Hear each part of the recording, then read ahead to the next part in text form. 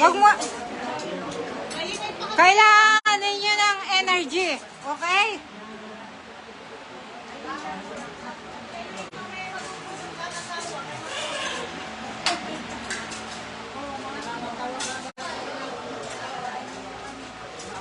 Kain tayo mga idol.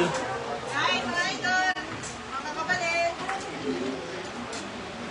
Ipinagdiriwang po namin ang ika-isang taong pagpanaw ng aking bianan na taga Bulacan.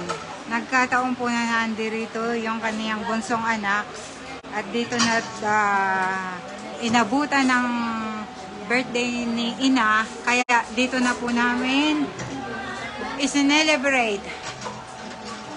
Pagkatapos po nito, may kasayahang kaunti.